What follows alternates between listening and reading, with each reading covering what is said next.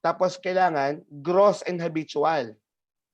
Pag sinabing gross, malala or malaking pagkakamali. Habitual is paulit-ulit.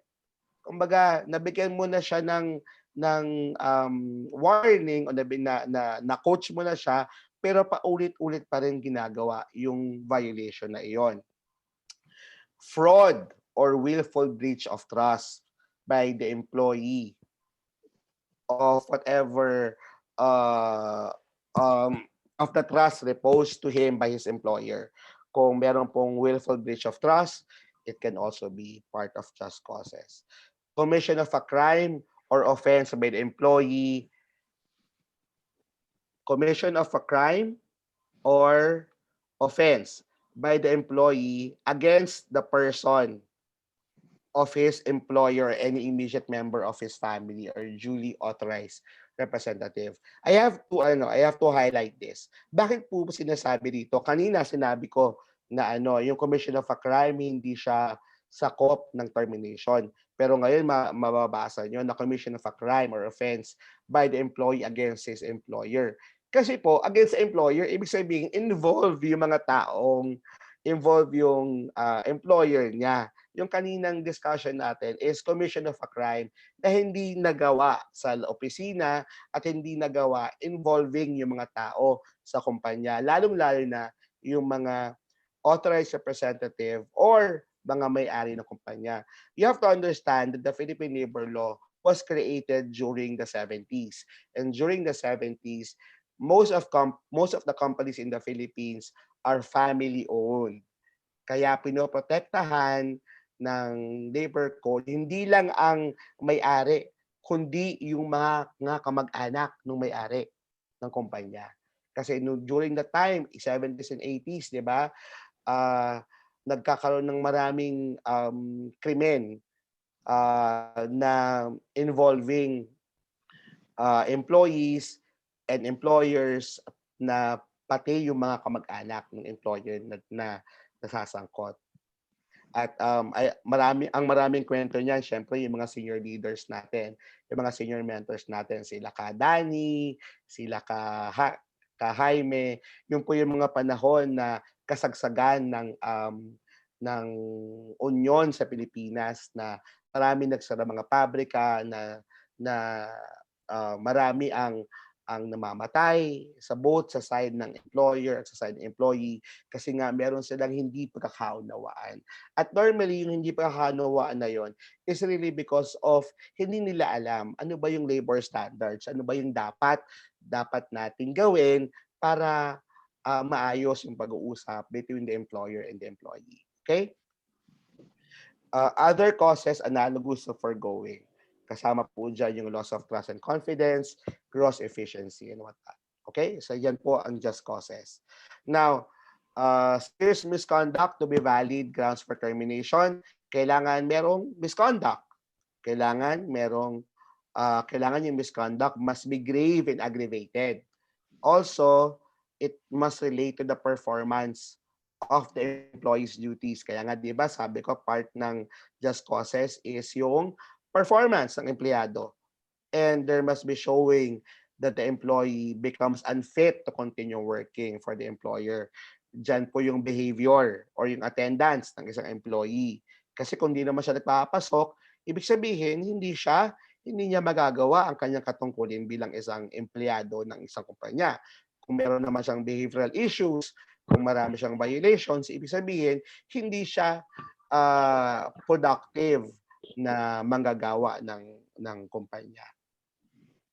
Another thing is insubordination. Ako, maraming gumagamit ito. Pero ano ba yung standards to be valid grounds for termination pagdating sa disobedience or willful disobedience ng insubordination? There must be disobedience or insubordination. The disobedience or insubordination must be willful and intentional. The order violated must be reasonable, lawful, and kailangan alam ni employee. 'Di ba? Kailangan yung pag sinabing insubordination, alam niya kung ano yung rules and regulation, pero hindi niya ginagawa or patuloy niyang bina-violate. the order must pertain to the duties and responsibilities of the employee. Hindi mo pwedeng sabihin na willful disobedience or insubordination kung ipapagawa mo sa employee. Hindi naman saklaw ng kanyang job description o hindi naman saklaw ng kanyang trabaho sa isang kumpanya. Isa po sa standards for valid and lawful termination would be gross and habitual neglect of duties. So there must be a neglect of duty. The negligence must be gross and habitual in character. But understand na pag sinabi rin nating neglect of duty, pwedeng isa lang yan. Pwedeng hindi siya habitual, pero impacting sa kumpanya. Ibig sabihin, yung isang single violation create damage or loss to the company. Okay? Kailangan lang natin patunayan na impactful yung neglect of duty. Another thing would be fraud and willful breach of trust. Tulad sinabi ko kanina, there must be an act, omission, or concealment. Kailangan may tinago, nagsinungaling, or ang empleyado. The act, omission, or concealment involves breach of trust and confidence. And it must be committed. Sorry, this is a typographical error. It must be committed against the employer or his or her representative, and it must be in connection to the employee's work. Lastly, loss of confidence to be valid grounds for termination. There must be an act, omission of concealment. The act, omission of concealment justifies loss of trust by the employer to his employee, and the employee concerned must be holding in possession of power and confidence or power of authority. Kaya po, di ba, alam naman natin, pag nasa possession of power ka na or authority, normally ito yung ginagamit ng mga employers, loss of trust and confidence. Kasi ibig sabihin, meron kang position sa kumpanya, pero wala ng trust or wala ng tiwala sa'yo yung management para ipagpatuloy mo yung trabaho mo o yung authority mo sa kumpanya. The loss and trust and confidence should not be simulated. Hindi po dapat yan pinilano. It should not be used as a subterfuge for causes which is improper, illegal, and unjustified. And lastly, it must be genuine, and not a mere afterthought to justify earlier action taken in bad faith. Okay? Now, for commission of a crime, to be valid for grounds of termination, there must be an act or omission punishable or prohibited by law, and the act or omission was committed by the employee against the person, which is the employer, or any immediate member of his family or authorized representative. So, technically, basta involve yung employer, yung management, or anyone na kamag-anak ng employer ay na ginawa ng krimen ng isang employee ay pwedeng maging grounds for termination under commissions of a crime and offense. Analogous causes to be standards to be a valid grounds for termination. There must be an act or omission similar to those specified under just causes. And then the act or omission must be voluntary. Ginawa talaga ng empleyado, walang nagsusul sa kanya, freely niyang ginawa yung kasalanan niya o yung violation niya sa kumpanya. Important lang is no act or omission shall be considered as analogous causes unless expressly specified under your code of conduct or employee handbook. Kaya nga po, di ba, sinasabi natin, ang employee handbook and code of conduct, that's your Bible in the company. That will always be your reference for all cases or possible violations against the company. Yan po dapat. Kaya importante po na during the onboarding process, talagang masusi niyong in-explain sa mga empleyado nyo ano po yung nasasaad sa employee handbook, sa mga policies ng kumpanya, at yung code of conduct sa loob ng inyong organization. Okay? Now, let's go to authorized causes. So, Again, tapos na tayo sa just causes, di ba? Now, let's go to authorized causes. Meron lang namang uh, 5 if I'm not mistaken. Installation of a labor-saving device. Next would be redundancy. Third is retrenchment. Fourth is closure of establishment. And then number 5 is disease of an employee. Isa-isahin po natin yan ngayong araw na to para alam ninyo kung paano ba magiging valid grounds of termination under authorized causes itong 5 to. Okay? Pag sinabi natin installation of labor-saving devices, at magfa-file po kayo ng authorized cause for termination, there must be an introduction of a machine or equipment. Ibig sabihin, papalitan ng machine yung tao. Kasi mas magiging effective at efficient yung machine kesa sa tao. Number 2, the introduction must be done in good faith. Ibig sabihin, bumili ka ng makinarya, bumili ka ng equipment, hindi dahil gusto mo talagang matanggal yung taong to, kundi bumili ka ng makinarya at equipment para sa kumpanya kasi mas makaka-save ang kumpanya in terms of cost at mas magiging mabilis ang production sa loob ng kumpanya or mas efficient yung output ng machine kesa doon sa worker or doon sa tao. The purpose of introduction must be valid, such as to save costs. Yung nga yung sinasabi ko kanina, pag sinabing labor-saving devices, kailangan mapatunayan mo na yung reason mo dyan, you need to save costs, you need to enhance efficiency, and it's justifiable economic reasons. There is no other option available to the employer than the introduction of the machine, equipment, or device, and the consequent termination of the employee of those affected. Thereby, there must be fair and reasonable criteria in selecting employees to be terminated. Ano ba yung criteria na yon? Di ba, napag-usapan natin kanina, pag sinabi natin criteria of termination under authorized causes, hindi lang yan last in, first out.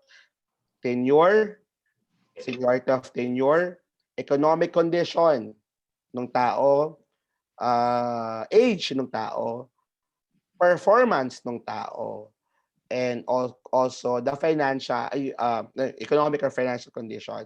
And then, of course, papasok din yung, ano ba yung current state nung empleyado na tatanggalin ninyo. Now, pag sinabing redundancy, ibig sabihin ng redundancy is mas maraming manggagawa kesa sa trabahong gagawin. Kaya nga redundant di ba? Ibig sabihin, mas maraming empleyado, pero konti lang naman ang mga production or konti lang yung required productivity for that particular period. So, pwedeng mag-apply ng redundancy or mag-file ng redundancy ang isang kumpanya. There must be superfluous position. Ibig sabihin, napakarami yung position na yon sa pangailangan ng kumpanya. The position or service are in excess. Ibig sabihin, yung position na yon or yung ginagawa ng tao ay higit pa sa kailangan ng kumpanya. There must be fair and reasonable criteria. Again, paulit-ulit po yan sinasabi sa batas. Kailangan may fair and reasonable criteria kayo. Kung mamimili kayo ng taong ito-terminate basis on just authorized causes of termination. There must be an adequate proof of redundancy. Hindi pwedeng sabihin ng kumpanya, ay magre-redundate tayo. Kailangan po, mapakita niya in documentation na ito yung headcount niya at ito lang yung requirement for productivity niya. Sabihin, mapatunayan niya na pag nag-inspect si DOLE o nag-scrutinize si arbiter na talaga naman makikita ni arbiter or itong DOLE official na napakarami niyang tao, konti lang naman yung requirement of production. Retrenchment. So, pag sinabing retrenchment, hindi na kailangan yung particular position na yon or yung particular role na yon sa organization. Kasi po pwedeng nag-reorg kayo 'di ba? So wala nang reason para magkaroon ng ganung posisyon. So standards to be valid for termination. The retrenchment must be reasonable and necessary to prevent business loss. And the losses, if already incurred, should be substantial. Hindi dapat de minimis or hindi dapat maliit. Kasi pag sinabing de minimis, small impacting or hindi siya talaga impacting sa kumpanya. It should be actual and real, pero pwede rin siyang expected or imminent. Pwedeng nangyari na siya, nagkaroon na ng loss yung kumpanya or inaasahang magkaroon ng loss yung kumpanya because of yun nga, hindi naman kailangan yung posisyon pero nandun pa rin yung tao. So ano ba yung mga drivers ng retrenchment? Kasi marami yan di ba? Kailangan nating maunawaan sa ano yung mga drivers of retrenchment. Pwedeng ang competitive cost structure, inadequate returns of investment, poor competitive position, or financial distress ng kumpanya. Di ba? Maraming utang si kumpanya, market decline, failed economic takeovers, economic downturn. Ngayong pandemic, meron tayong health crisis, meron din tayong financial crisis. It's a global financial crisis. Kaya nga nakikita nyo, di ba, maraming kumpanya nagsara. Siyempre, pag nag-change ng ownership, meron niyang sariling management na pinagkakatiwalaan. Siyempre, yun ang karapatan naman niya na yun ang dalhin sa kumpanyang binili niya. At pwede niyang i-retrench yung mga dating empleyado or dating management nung kumpanyang nabili niya. Okay?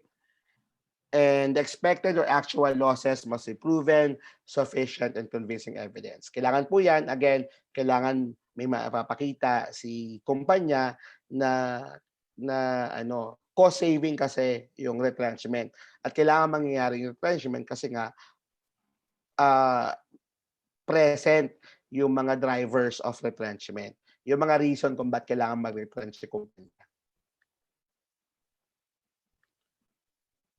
The retrenchment must be in good faith for the advancement of the interest and not to defeat or circumvent employees' right to security of tenure. Also, there must be fair and reasonable criteria. Paulit-ulit po yan ha. Kailangan sa authorized causes regarding installation of labor-saving devices, regarding redundancy, regarding retrenchment, kailangan may fair and reasonable criteria po tayo.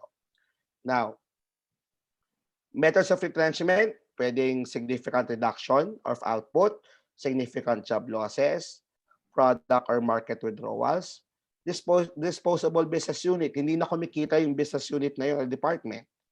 Outsourcing, kailangan nyo mag-focus sa key product nyo, yung mga hindi importanteng gawain sa kumpanya, ina-outsource nyo sa ibang kumpanya, or mergers can also be reasons for retrenchment. Now, closure or cessation of operation. Ibig sabihin, magsasara ang kumpanya. So, standards or valid grounds for termination, there must be a decision to close the company or to cease operation by management. Pwede itong temporary closure or permanent closure.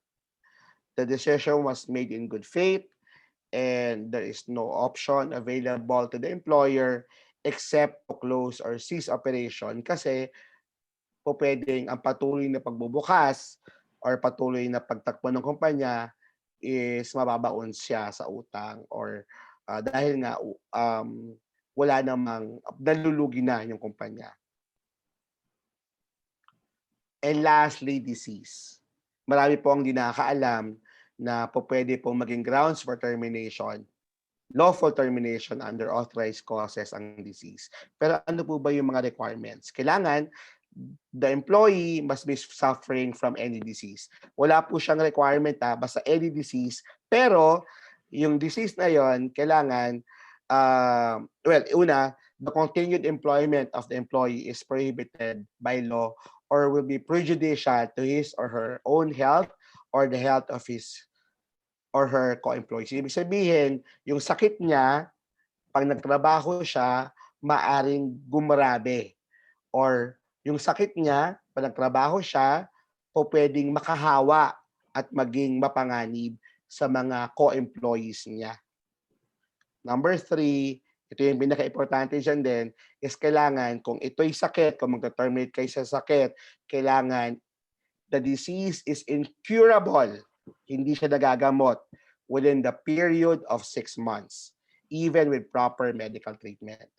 At ang pupuwede lang mag-certify po niyan ay ang public doctor. Public doctor, hindi po private medical practitioner. Ang reason po niyan, mga kaibigan, mga ka-HR, is because ang public doctor pupuwede pong isubpoena ng court. Puwede pong mapilit ng court na mag-appear. Ang private doctor hindi po mapipilit ng DOLE or ng arbiter na mag-appear sa court. Now, balik tayo sa procedural due process. Alam natin na kailangan pag just causes of termination, may notice to explain, a notice to explain. Pag nabigay mo yung NTE, maghihintay ka ng 5 days. After 5 days, kailangan matanggap mo na yung explanation ng employee. Now, depending on the gravity of the violation, you can, of course, administer admin hearing. At dun sa admin hearing, ang kailangan present lang is yung immediate manager, yung taong involved sa kaso. And then, of course, after doing an admin hearing investigation, you provide the notice of decision. Kaya nga 2 notice rule, di ba? Notice to explain and notice of decision. Now, for authorized causes, mauna po lagi yung DOLE notice ha. I-report nyo po muna sa DOLE na magkakaroon kayo ng authorized cause of termination. Pag na-report nyo na sa DOLE, saka lang po kayo magbibigay ng 30-day notice kay employee. Okay? And after the 30-day notice, yun na yung end of kanyang employment with the company, tatakbo na po yung kanyang pagko-compute ng full and final pay and separation pay. Okay? Now, marami nagtatanong, Sir, pwede po ba namin bayaran yung 30-day employee notice? Pwede naman pong bayaran yung 30-day employee notice in lieu doon sa required 30-day notice. Pero, pwede, hindi po pwede na, na tawag dito, na hindi nyo siya babayaran. Na separation pay lang yung ibibigay nyo. Kasi required po talaga yung 30-day notice. At yung 30-day notice na yan, bayad si empleyado dyan. Pumasok man siya o hindi. Kasi yung pagkakataon niya na, well, technically, kailangan may trabaho pa siya niyan. Let me rephrase that. Bayad si empleyado kasi pumapasok pa siya niyan. Pero yan din yung time na pwede na siyang maghanap ng kanyang susunod na employer o susunod na pasukan. Okay? Now, ano po ba yung tinatawag na separation pay? Pag sinabi po natin separation pay, depende po ang computation ng separation pay sa type ng authorized causes. So, pag installation of labor-saving devices, redundancy, 1 month pay, or 1 month pay for every year of service. Yan po yung rule. 1 month pay or 1 month pay for every year of service. Now, for retrenchment, closure of business, and disease, it's 1 month pay or 1/2 month pay for every year of service, whichever is higher. Ang rule lang po dyan lagi is, ito po yung minimum standards. Pero kung generous naman po si kumpanya nyo, pwede pong more than 1 month pay yung ibigay or pwedeng more than half month pay. Depende nga sa formula na gagamitin nyo. Basta yung nakikita nyo po sa screen nyo, yan po ang standard na dapat binibigay sa empleyadong masa-separate due to authorized causes. Now, ano ba yung full and final pay? Diba? Alam natin na ang separation pay, binibigay lamang to sa mga empleyado na mata-terminate or masa-separate due to authorized causes. Ano yung authorized causes? Again, installation of labor-saving devices, redundancy, retrenchment, closure or cessation of business, and disease. Now, ang full and final pay, lahat po ng empleyado may full and final pay. Kasi po, yan po yung last salary na due to the employee. Now, basis on your company policy, yan po yung monetized unused leave credits. Or, yan yung mga unused SIL. Income tax claim in excess with regards to withholding tax. Pero ngayon po sa bagong taxation natin, wala nang mga tax refund kasi on time na yung pagbayad ng taxes. And of course, prorated 13th month pay. And separation pay is kasama sa full and final pay kung ang reason ng separation ng employee is under authorized causes. And then, kung meron kayong union sa inyong kumpanya at meron kayong existing CBA, then kasama rin po yung mga benefits ng CBA na yon sa full and final pay. Okay? Liwanag? Now, punta po tayo sa ano po ba yung 3 types of problem employees. Kasi meron po talagang 3 types of problem employees. The first type of problem employee is the employee that you can fire. Ibig sabihin, sila yung mga empleyado who are seriously at fault because they are grossly negligent. In other words, employers have just causes against them. Yung just causes of termination, yung reasons for just causes of termination, ibig sabihin may violation sa attendance, performance, and sa behavior. Management or employers can use their management prerogative to fire them. Again, as I mentioned earlier, management prerogative is enshrined in the Philippine Labor Code. The list of just causes is found in Article 297 of the Labor Code of the Philippines. Now, for additional reference, Article 297 of the Labor Code, jurisprudence, analogous just causes, and then of course, yung company policy nyo, magiging reference yan sa pag-undergo nyo ng just causes. And then, DOLE, Department Order number 147-5. Pinaka-importante lang po kung magta-terminate kayo ng this type of employee, yung mga those employee that you can fire, just make sure you follow the 2-notice rule and you make sure that you provide ample time for the employee to be heard on the case or violation that you are terminating him or her. Next type of employee is yung mga employee that you can't fire. Yung hindi nyo mata-terminate or hindi nyo ma-fire.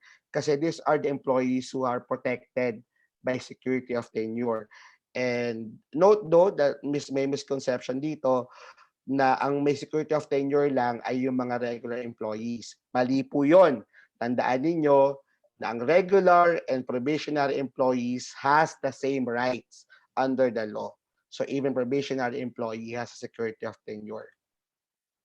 Employers who fire them can be held liable for illegal dismissal if an employee's fault or negligence ay hindi napapaloob sa Article 297 ng Labor Code.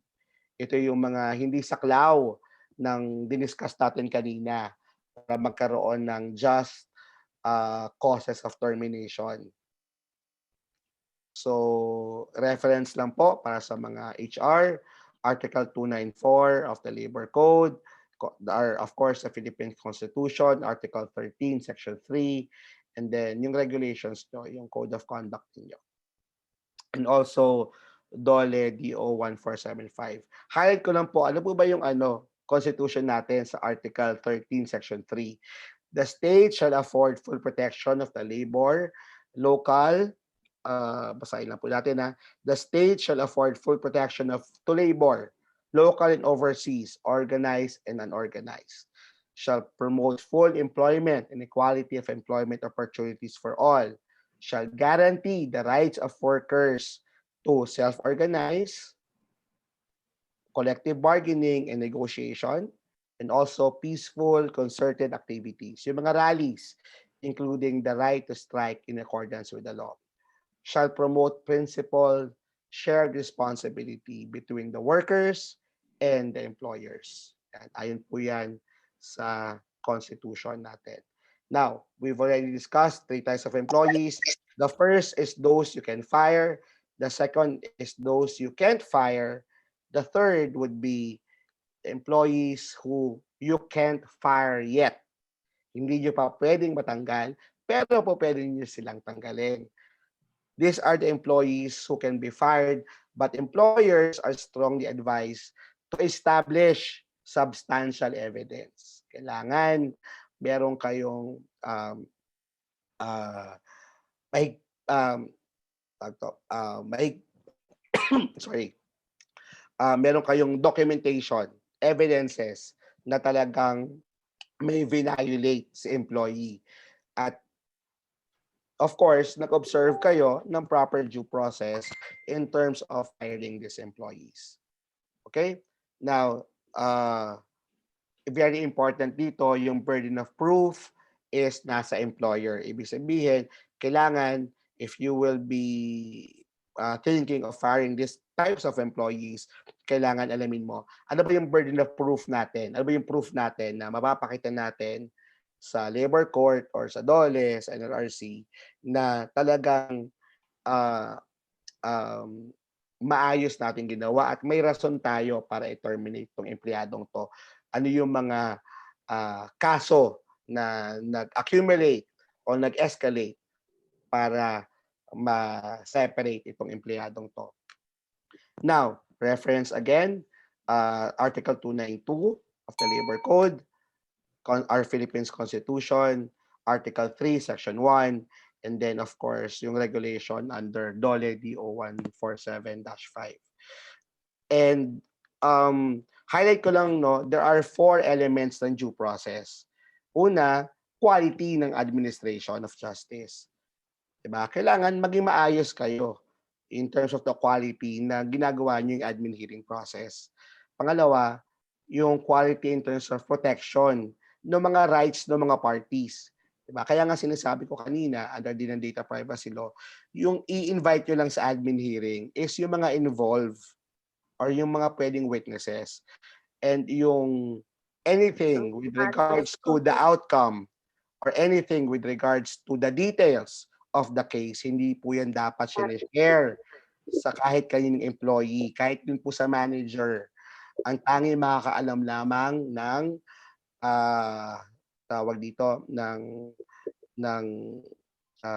outcome ng case would be the employee himself.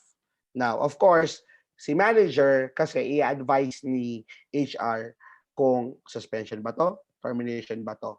Pero yung details ng kaso, dapat si HR lang yung nakakaalam sa kanyang employee. And again, part of the 4 elements of due process, yung efficiency and effectiveness of undergoing the whole due process. Okay? Now, next would be, pag-uusapan natin, ano ba yung mga pwedeng mangyari pag natalo kayo sa isang labor case? Ano yung impact of illegal termination? Unang-una, reinstatement and full back wages. Ibig sabihin, pag natalo kayo sa kaso sa DOLE o sa LRC, kailangan yung required kayo babalikin si employee, tinanggal nyo na. Or kung hindi nyo pa babalik, kung ayaw nyo na talagang tanggapin, babayaran nyo siya ng back wages. Okay? So, reinstatement without loss of seniority, rights and privileges, or full back wages inclusive of allowances and other benefits or their monetary equivalent computed from the time of his compensation was withheld upon to the time of actual reinstatement. Ibig sabihin, kung tumakbo po yung kaso nyo ng 1 year, 2 years, imagine that, pag natalo kayo, pabayaran nyo yung per month ng empleyado na as if nagtrabaho siya. Kasama po dito yung kanyang mga benefits, hindi lang yung basic pay niya.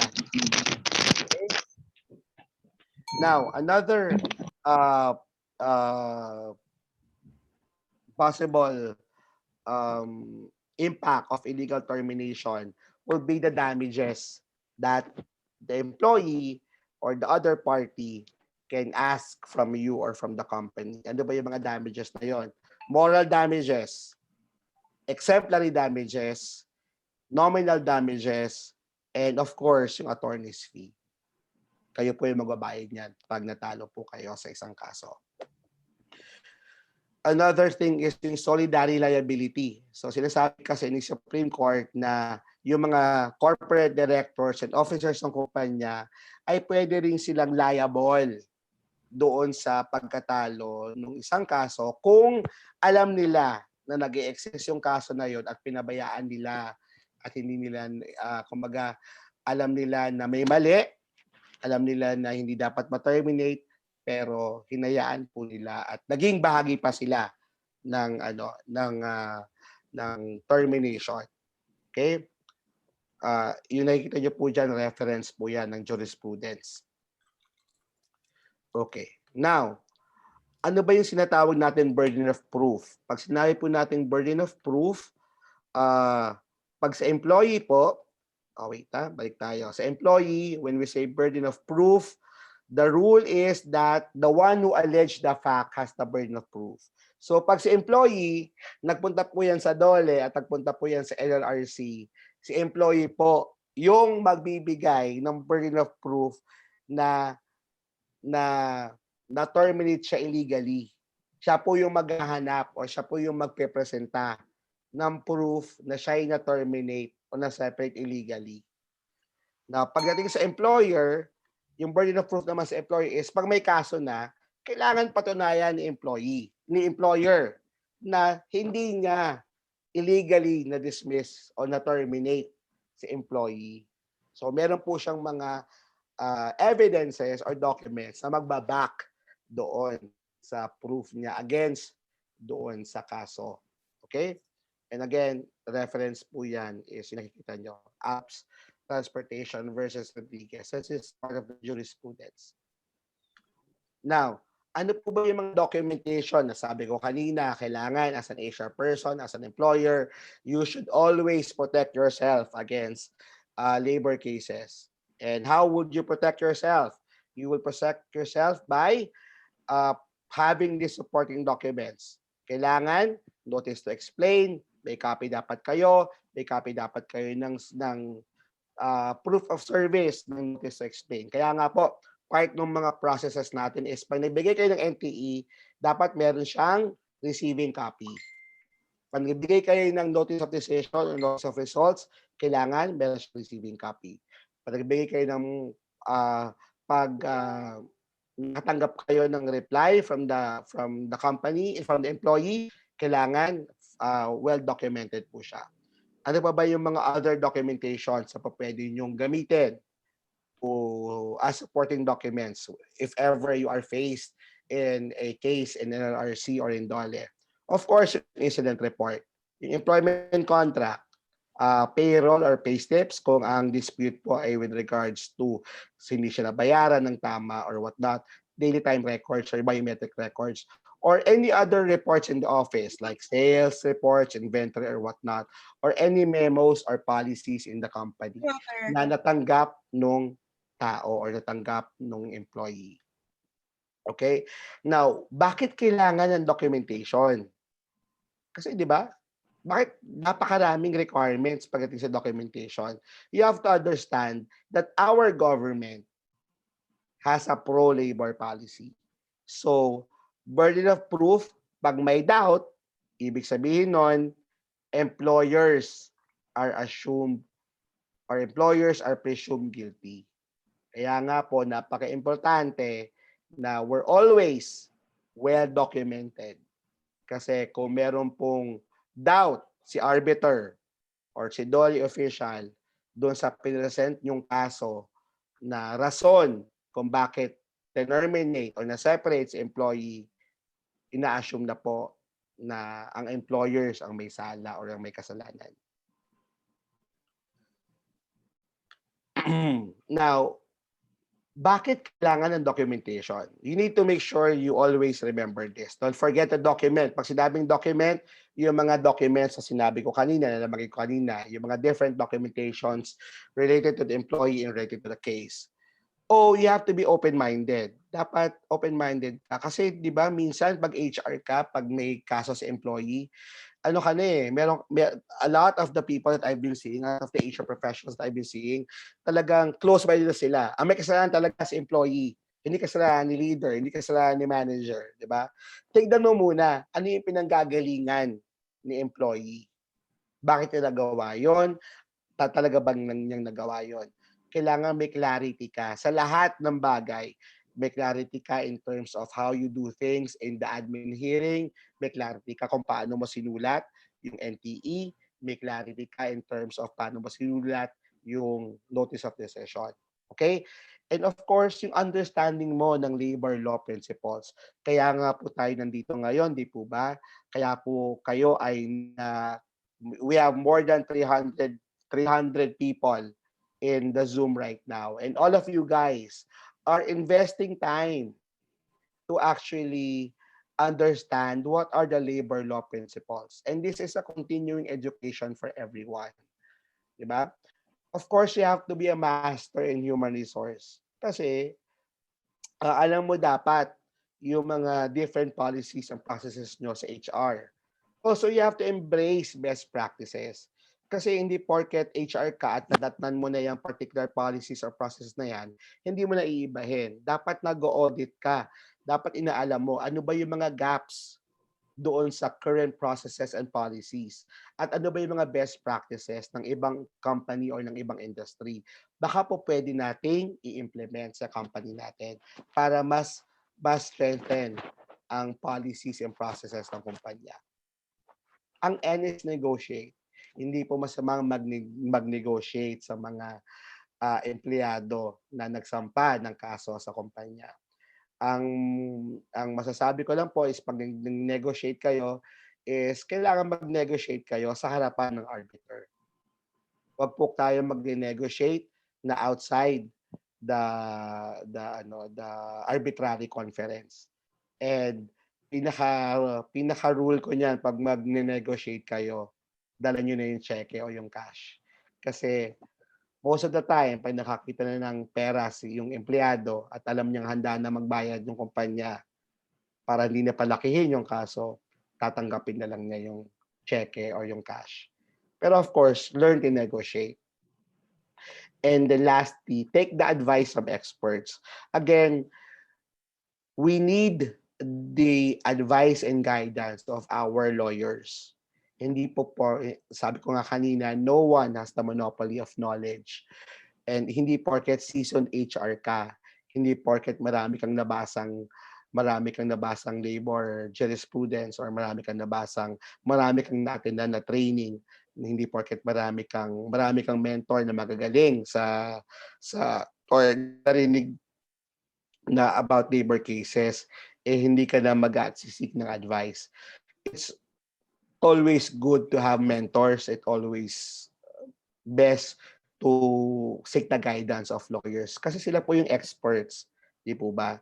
And understand that um, every day is a learning process for us. Kasi po pwedeng ang akala mo general lang yung case, pero may nitty-gritty yung case na po pwedeng maikatali nyo kasi baka mate-technical kayo. Okay, so never forget to always document. Now, as we go to the last part of our discussion, essence of discipline. Madali naman yan, di ba? Pag obedience, may external, internal. Internal, yung sariling pagdidisiplina ng tao o ng empleyado. External, ito yung company discipline. Ito yung pagpasok ng empleyado sa kumpanya. May mga rules and regulations na alam ng empleyado na kailangan niyang sundin. So kaya nga, it's very important that during onboarding process, alam niya yung mga rules and regulations, alam niya yung code of conduct, alam niya yung employee handbook. Kailangan meron siyang acknowledgement. Always remember that whenever you do onboarding and whenever you do discuss your employee handbook and your code of conduct or the policies of your company, make sure that there is an attestation at the end of the onboarding that the employee signs that he or she fully understands the items discussed during the onboarding. And also, for those who are disobedient, kailangan meron kayong process of handling disciplinary actions against the employee. Kasi again, yung disciplinary action, hindi po siya ginawa para ma-terminate ang employee. Ang disciplinary action ay ginawa para ma-discipline, babago yung behavior ng isang employee. Sabi nga ni John Wooden, discipline of others isn't punishment. You discipline to help, to improve, to correct, to prevent, not to punish, humiliate, or retaliate. I need to remember, I need to reiterate this to people in HR. We should always be neutral. You should never, you should never ever make the person humiliated or make the person feel that you're pro management. Kasi your role is always above and beyond management. You should always be neutral. You should always make the person feel in both parties that their best interest is what you're looking after. Okay? Now, in creating a disciplined habits in the workplace, you have to make sure you properly communicate all your processes and policies. You have to show genuine concern to your employees.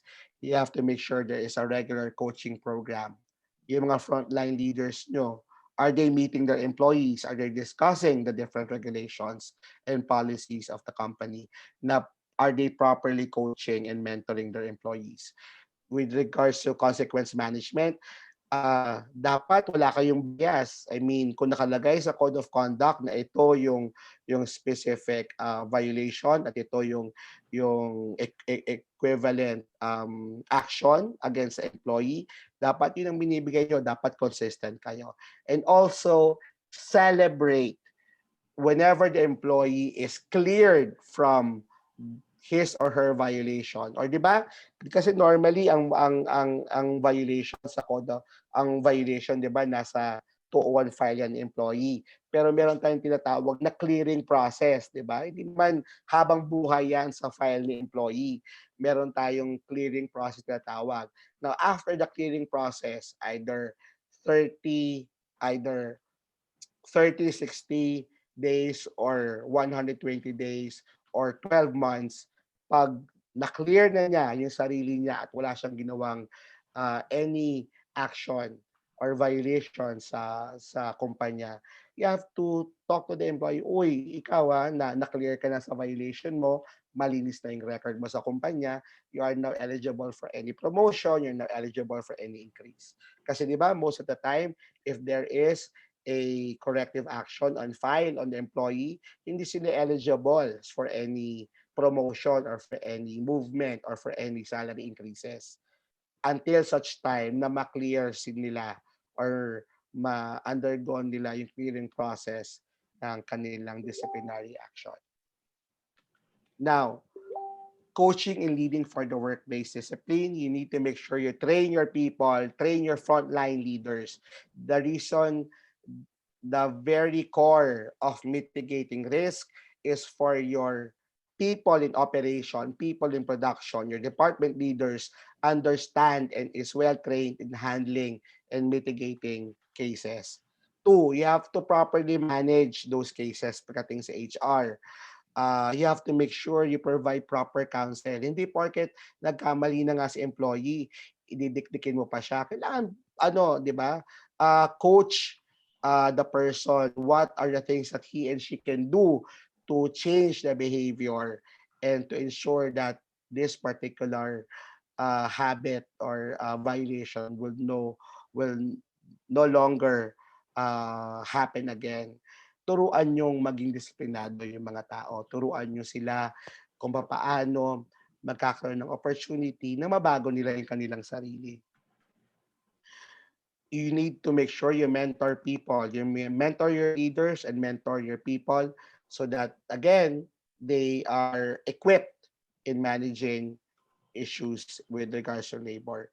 And lastly, as leaders, we need to inspire people. We need to inspire people to always do good, to always make decisions out of the best interest of the company, the organization, and the greater good of everyone.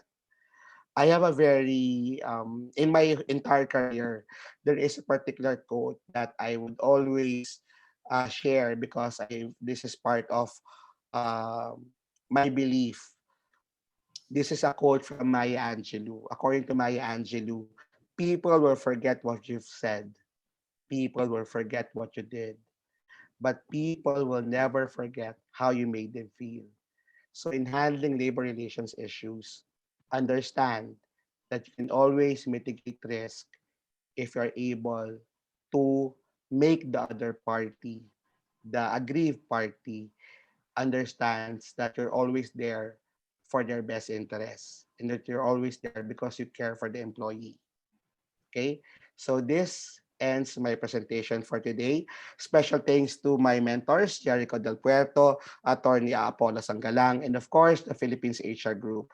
Also, inaanyayahan ko po, lahat po ng mga nakikinig sa atin ngayon, we have 325 participants in this Zoom meeting. Every Sunday po, meron po tayong virtual learning training program and virtual talk show na ako po ay host, kasama ko po si Mentor Tina, si Mentor Rona, and si Mentor Burns. Meron po kami mga guests na mga seasoned, top caliber HR professionals and thought leaders. And they provide free learning. Free learning po siya on air.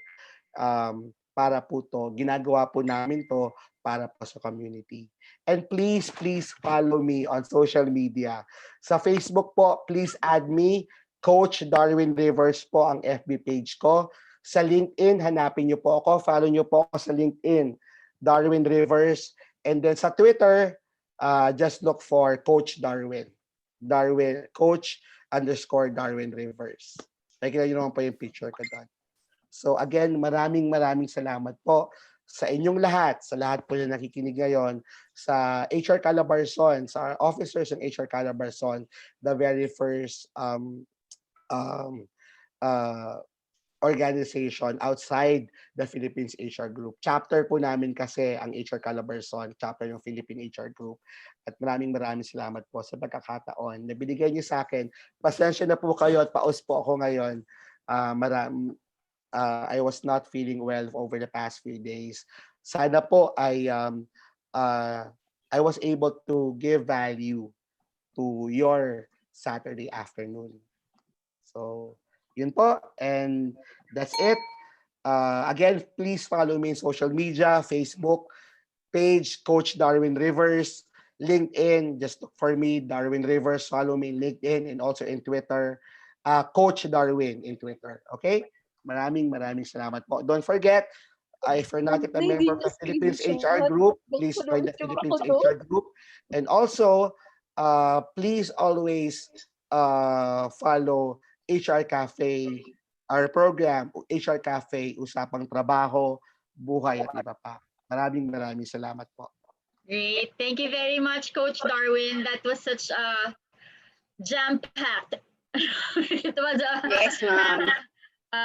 presentation, not just like what you said, one whole day's worth of information. You packed it all in just an hour, or it was very packed. So we are very grateful for that, and this gratitude is sinusuklian ng maraming tanong, meaning our participants were very engaged, and so they really would like to be more enlightened or perhaps to clarify certain things that you have presented.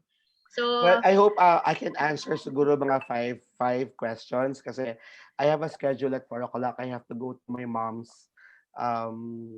I have to go to the cemetery kasi Mother's Day for my mom. So, yes. So bali siguro pili mga 5 questions. ng 5 question. Bali ma'am, kuha tayo ng 2 question from Zoom, 2 question from Facebook, and 1 question from attendance. Well, may ibang questions naman na parang redundant. There are some questions that are similar, so we could probably just join those questions. And one question that is, wait, I'm going to have to go through the chat because one question is about what if ang ang contention ng reklamo ay management, no? what if wait, I'm going to go through the chat room and wait, I can't. How come I cannot? Okay, so but here's one question.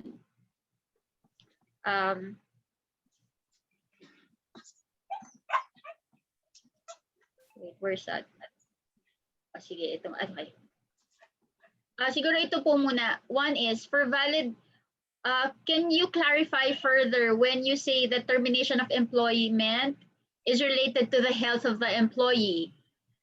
Meaning this should be contagious curable for 6 months beyond and acquired to the workplace. So what do you mean by that daw? To clarify that. Okay, to clarify, under authorized causes of termination, you can use disease as a reason for termination under authorized causes if the disease is one cannot be cured within a 6-month period. Ibig sabihin, hindi siya gagaling within the span of 6 months period at isi-certify yun ng medical doctor. Okay. Okay. So basta beyond 6 months. So that's that. Okay. Ito, this is quite interesting. Pwede po bang makialam si employer sa kasuhan ng employees if yung employees, yung co-workers, they have a case against each other? Can the employer be a part of that? Pwede bang makialam ang employer? No, because the case would always be based on the incident report. So kung ano yung incident report, yun yung pinagmumulan ng kaso.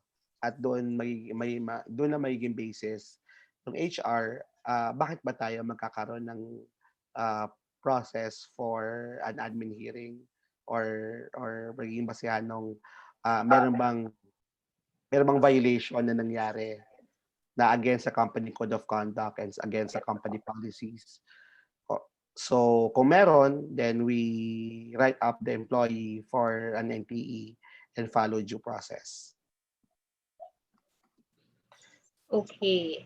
So I hope that answers that question. I think you quite answered that naman direct. Okay, one of the questions here is, kailangan po bang hintayan ng 30 days bago ilabas ang notice of decision for termination in just cause kahit mayroon? Kahit mayroong series of investigation at mayroon ding naibigay na explanation letter. Kailangan po bang hintayin ang 30 days? Wala pong, doon sa notice of decision po, wala pong sinasabi ang batas, wala rin pong sinasabi ang Department of Labor na meron po siyang time period ng paglabas ng notice of decision. Kasi po, you have to understand na lalo na kung magsaseparate kayo, magte-terminate kayo ng employee, kailangan napaka-stringent or napakalalim ng inyong pag-iimbestiga para masabi na nag-arrive kayo sa isang desisyon na nirekomenda nyo na ma-terminate yung isang tao sa kanyang employment. Now, best practice lang po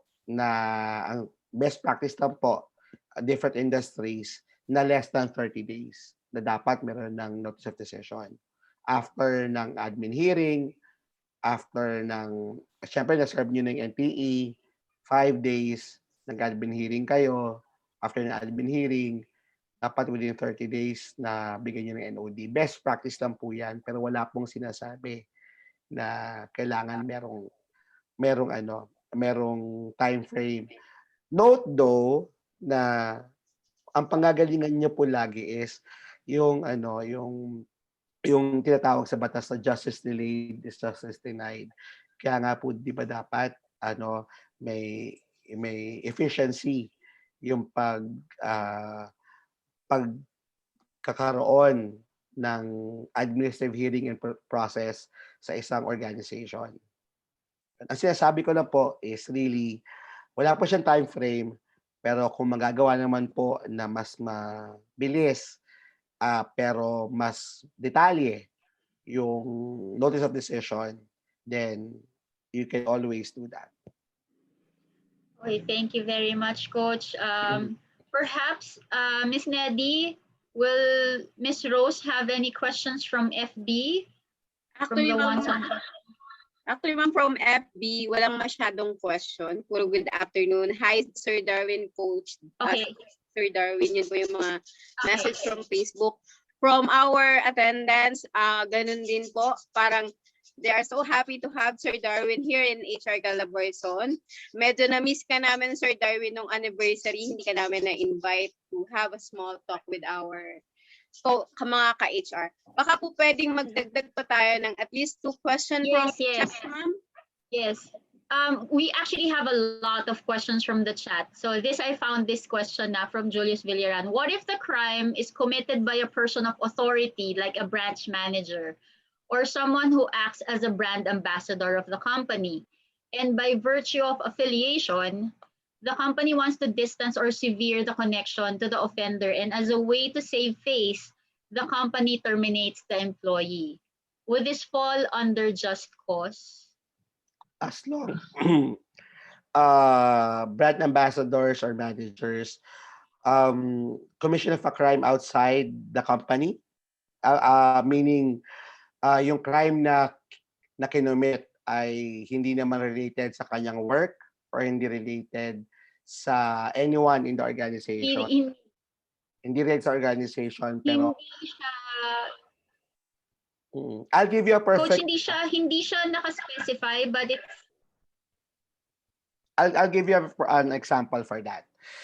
If your institution is Okay. really an institution where you have a very strong foundation in terms of core values, or your brand has a very strong foundation in terms of how the brand would look like in terms of your mission, vision, and values that you project to the community, you can use it. A perfect example for that would be adultery. Adultery kasi wala dapat pakialam. Wala dapat pakialam ang kumpanya kung merong adultery nangyayari sa loob ng na kinomit ng kanyang mga managers or officers.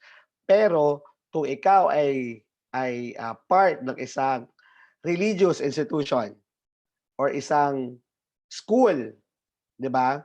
Na part ng inyong kontrata is that whatever you do represents the organization itself. Babalik ka sa kontrata mo eh. Then you can use the items in the contract to be used against the employee. Just follow due process.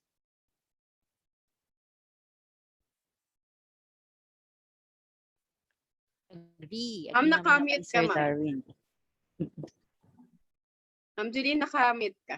Okay, great. So there's another one here in terms of the 30-day notice. Maraming questions about the 30-day notice. Notice One, for opo, yung again, 30-day. authorized causes. Authorized causes. Sorry. Authorized causes. Iba-iba po eh. Merong mga tanong about what if mag-leave, can the employee mag-leave during the 30 days notice? What if yung employee hindi siya pumasok within the 30 days, makukuha ba rin ba niya yung full and final pay niya or just yung pinasok lang niya? So pag just cause, no need to pay po ba the 30-day notice? So there's a lot of those questions pertaining to the 30-day notice, but I think it's more of how will the employee be, ano yung in-expect from the 30-day notice ng employee? Can they actually take a leave? What if pumasok sila ng in 30 days? Yeah. I think we have to understand, yung 30-day notice na yon, hindi yung sinasabing bayad ng kumpanya. Ang sinasabing, ang kailangan mong i-understand doon is, nagbigay ka ng sapat na panahon para i-advise employee na siya ay mag-undergo ng termination because of authorized causes. So basically, yung 30 days na yon is like your normal work period. Kung gusto ni empleyado na pumasok, kung gusto ni empleyado na mag-absent, then gamitin niya yung existing leave credits niya.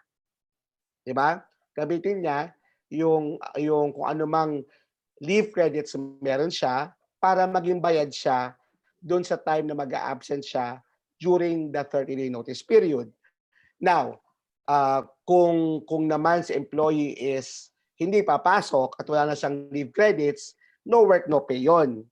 Kasi notice period lang naman yun eh. Notice period yun na nire-require nung batas kay employer para ipaalam kay employee. Ang binabayaran lang na notice period, understand, hello? Ang binabayaran lang na notice period is, for example, nag-decide si company, nagre-retrench tayo ng mga tao, wala na silang gagawin. Wala na silang gagawin sa kumpanya kasi na-retrench, ayun na nga eh, wala na yung account or wala na yung program, wala na yung department, di ba? Now, may karapatan pwedeng bayaran ni company in lieu of yung 30 days dun sa notice period. Kung hindi na niya papasukin sa empleyado. Pero kung papasukin niya sa empleyado within the notice period, it's as if a normal day lang yon. Kung mag-absent siya, gamitin niya yung leave credits niya. Kung wala siyang leave credits, no work, no pay.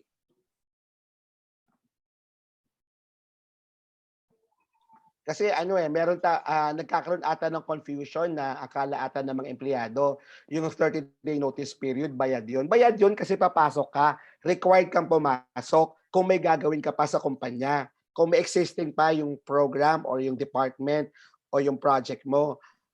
Now, kung sinabi nung employer na, ay wala na kasing project, babayaran na lang namin yung 30-day notice mo, yun po pwede yun. Pero hindi po pwedeng manggaling kay employee nagsabi, ay hindi na mapasok kasi may 30-day notice ako. Hindi po yun. Hindi ganun po yun. The 30-day notice is only required to the employer to give proper notice to the employee undergoing authorized causes. Okay. Pasensya na po sa boses ko. Hindi po ganito talaga boses ko. Actually, Hindi sir, ko alam kami kung bakit. nakakatuwa. Still manage to have us, you as here in HR Calabarzon, sir. Nakakatuwa na kasama pa rin namin kayo despite na talagang, alam naman natin, you've been going through sa mga maraming health problem this past few days. At syempre, ang HR Calabarzon ay kasamang nananalangin for your good health, sir. Sir, i-share ko lang, may ibibigay po si Ma'am Jolene sa inyo. Ma'am Jolene. Kasi alam po namin na meron pa kayong lakad. Yan. Ma'am Jolene, nakamute ka po. Ma'am, nakamute ka po. Okay. Thank you, Coach Darwin, for that packed presentation and for the time you have given us for entertaining certain questions. I know there's a lot more, but we are aware of your commitment pa after this one. And so we would like to express our appreciation through the Certificate of Appreciation for sharing your invaluable knowledge and expertise as our resource speaker for the 24th e-knowledge of today, entitled HR Labor 101. So thank you very much, Sir Darwin. Please accept this certificate of appreciation. We really do appreciate it. Even if you have a sore throat, a coarse voice, it's quite challenging, but thank you very, very much. And there's a lot of people thanking you in the chat, also on the comment section of FB. Yeah, thank you very much for everyone for joining me in this afternoon and being able to provide. I hope I was able to provide value to more than 300 people in terms of their understanding of labor law. Maraming salamat po. Now, next week, guest niyo ata si Miss Daisy Lakwanan. Yes, sir. Inaanyahan ko po kayo na mag-attend kay Ma'am Daisy Lakwanan. Miss Daisy Lakwanan is one of my mentors na nagsa-start din po ako sa HR. She's a former boss of mine. She's a very seasoned HR executive and a very dear friend and mentor. So, so again, maraming salamat. Please add me on social media, Facebook page, Coach Darwin Rivers, LinkedIn, follow me in LinkedIn, Darwin Rivers, and in Twitter, just look for Coach _Darwin Rivers. Yes, Yun. Sir Darwin, marami pong salamat. At sa lahat po ng nanonood pa, we will answer all your question po. Bali, ano lang po tayo, magpapaalam lang po si Sir Darwin because meron siyang gagawin na syempre. Ano naman tayo, ano yun, yung Mandatory group picture, sir. group picture. Yes, sir. Group picture naman tayo. Sige, sino ba mag-group picture dyan? We would like to request each and everyone na Everyone. pa-open po ng inyong mga videos. Wag po muna kayong umalis kasi alam po namin may mga question kayo regarding sa e-certificate and attendance. Unahin lang po natin ang ating minamahal na presidente and founder ng Philippine HR Group. Okay po, smile po. Smile. Meron po tayong 7 slide kaya po medyo ngiti lang ng medyo matagal. Sorry na. Smile po. 1, 2. Yan. Okay. Meron pa po. Wait lang po.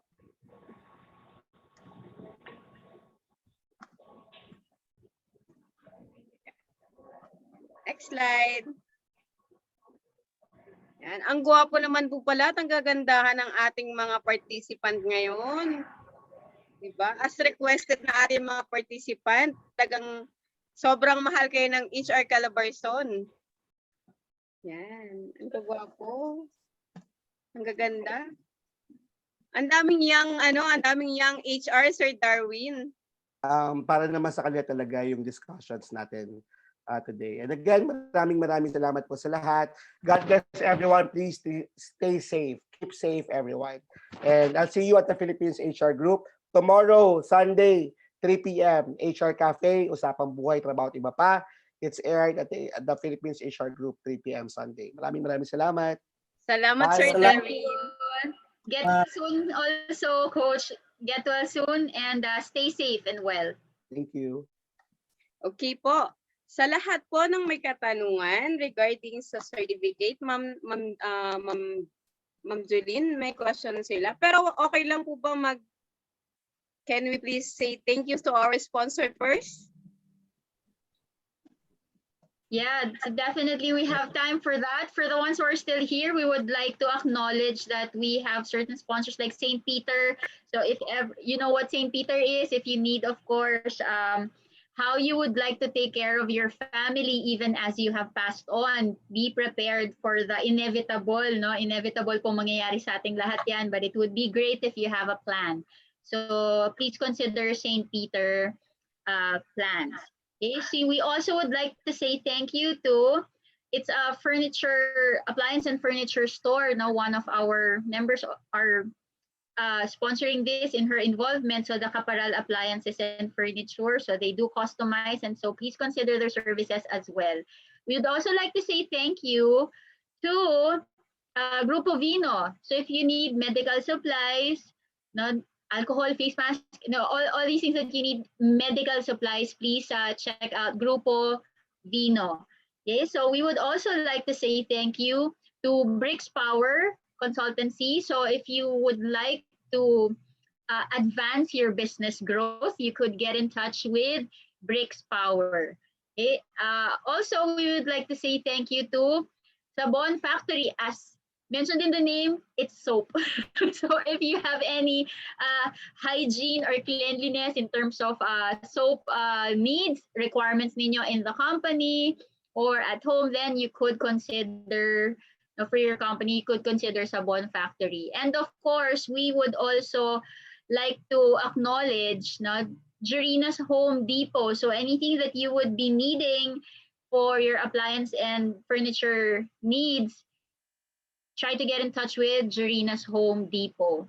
And for your needs naman in terms of your fashion, no? Sa mga fashionista, or even if you work from home, kahit man lang your top and anything that you'd like to look still, no, not just presentable, but perhaps fashionable, you could consider Confetti Corner. Okay, so please do consider that.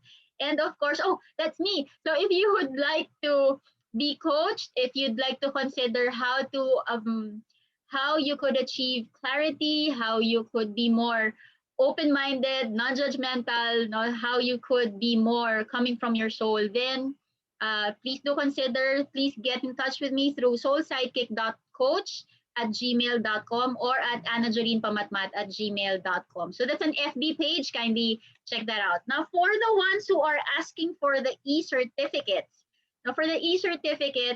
can you still pay? Yes, please do so from May 8th, which is today, until May 12th, so that it is applicable to the webinar today and the 3 more webinars within May. Because the 50 pesos that you're going to pay, that is good for webinars na continuous po, consecutive, no? Magkakasunod po na webinars. So for the ones who are asking for, can we pay but only for one webinar? The 50 pesos is good for 4, so it's actually dependent on you if you would like to attend the other 3. But the 50 pesos is kind of fixed at the moment for good for 4. No? So it's your choice if you would be able to join us for the other 3 succeeding webinars. Now for the availability, please be patient. That's 7 days before you could receive your e-certificate. And the 7 days does not include po the Saturday, Sunday. So only working days po ang bilang ng 7 days.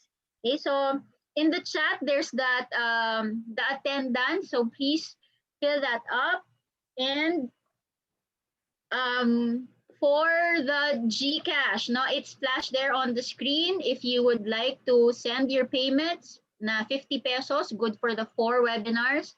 The GCash number is 0919 009-6339. So I'd like to repeat that, no? For the ones perhaps who are just listening, it's 0919-009-6339. So that is the GCash number if you would like to send your payments of 50 pesos, which is already good for 4 consecutive succeeding webinars, no? Magkakasunod na webinars po yun. Hindi po pwedeng bungi-bungi na webinars. So it has to be sunod-sunod na Saturdays. Okay. Is there anything else that we need to remind our, now for the ones asking for the deck or the copy of the PowerPoint, please do acknowledge that the copy of the deck or the PowerPoint slides, the presentation, our speaker reserves the right to either provide that or not, or perhaps provide a different copy from the actual presentation, or perhaps they're just going to provide a summary. So that is our speakers reserves the right to provide that. But yes, we are recording this, but you do, you know, I think on FB naman, if there's a live stream on FB, you can always go back to the FB page, no? The FB page of HR and it's there. Ma'am, may question yata si Sir Marlon. Nakataas yung kamay niya. Can you open your mic, Sir Marlon? Do you have any question pa po? O kaya si Ma'am Reggie or Sir Reggie Llames? Reggie Llames, are you raising your hand? Ma'am, si Marlon po ito. Ayun po yung question ko po sana kanina kay Sir Darwin. Opo. Yun po yung question ko kanina, yung naka-raise yung hand ko. Question ko po kanina yun para kay Sir Darwin sana. Opo. Tingnan po natin yung mga question nyo, sir, na hindi nasagot. We will be having Ma'am Daisy Calyanta next week. Ang kanya pong topic is handling cases during new normal. Karugtong po siya ng HR Labor 101. Actually, yung buong Saturday po natin ngayong May. Kasi yung question ko po sana... Apa. Yes, Sir Marlon. Okay po. Okay po, salamat po. Salamat po. I think if ever there are questions that were not answered, I think we just had to beg your we beg your pardon that our resource speaker also just wanted to accommodate around 5 questions because he had to leave. But we're taking note of the questions that you have, and we do encourage you to attend next Saturdays because it's a connection to that. Kaya po yun yung sinasabi ni Ms. Neddy that just in case you are available next Saturday, 2 p.m., then our next speaker, si Ms. Daisy, would probably be able to answer that question as well. Yeah. So we do encourage you to be with us on Saturday also.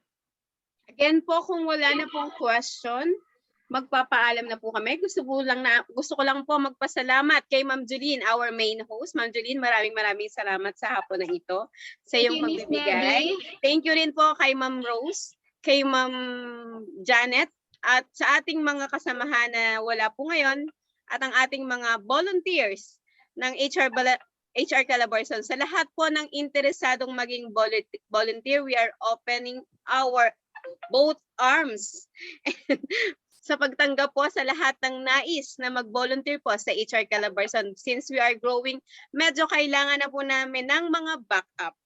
Muli po, maraming salamat po at magkita-kita po tayo bukas po para sa HR Cafe at sa susunod na linggo para po sa ating 25th HR e-knowledge with handling new cases under new normal with Ma'am Daisy Calienta.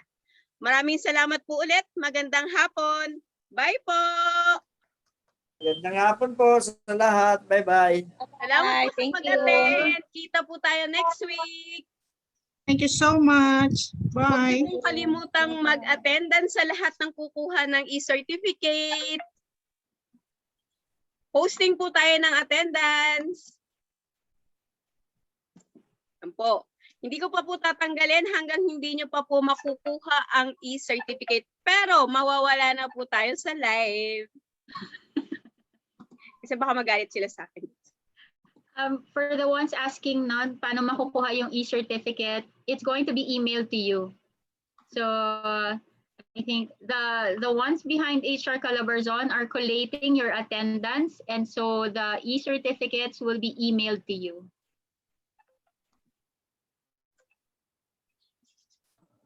Salamat. Ma'am Rose, hindi ko mapatay yung live kasi hindi ako ang host. Okay. Yan. Hindi ako ang host. Ayun po, hindi na po tayo live.